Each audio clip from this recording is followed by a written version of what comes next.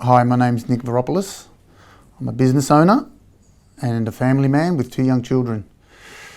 I got some news from a customer of ours that one of their staff tested positive to COVID. So obviously we all ran off and had a COVID test. And 9 days after that, I was in ICU in hospital fighting for my life. So my symptoms weren't serious early on. A really mild cough, but the fever kept growing and growing and growing. My fever got to just under 41 degrees Celsius. I wasn't thinking clearly. I wasn't making the right decisions. By trying to reduce my fever, I burnt a hole in my stomach because of the Nurofen doses. So I was bleeding internally over and above trying to fight COVID because I tried to treat myself. I nearly died in our home in front of my family because I thought I could fight this. I'm a fit, strong, active man, and because of our inaction, I nearly died in front of my children on the lounge. Unfortunately, my wife and my 2 young children, 2 little boys, 10 and 8, also tested positive. My wife started coughing blood. My children had a fever. Thankfully, the children had a fever for 1 day and their symptoms subsided. On the day I went to hospital, my wife was separated from our children for 20 days.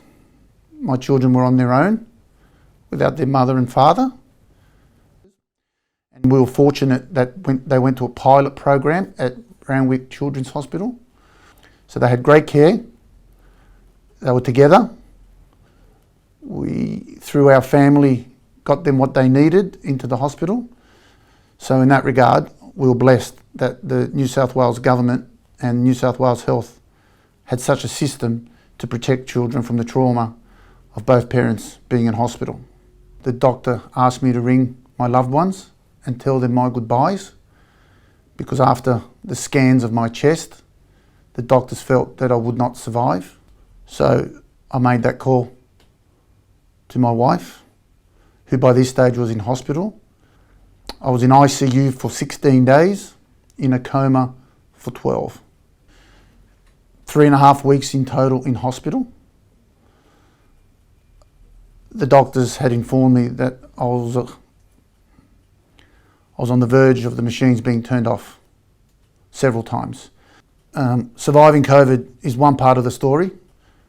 The rehabilitation of the after effects of COVID and ICU were the worst experience of my life. I couldn't walk, I couldn't speak, I couldn't lift my hands, I couldn't control my bodily functions. I went through the rehab process of learning how to walk. I had to learn how to swallow. I still can't smell and taste food.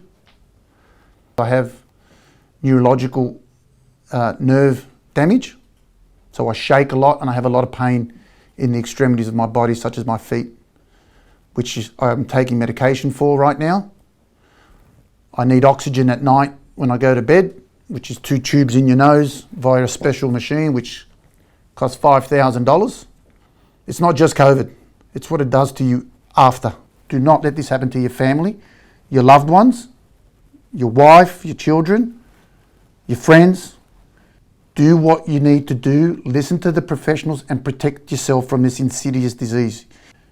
I'm telling you, as I'm sitting here, it happened to me. Please don't let it happen to you.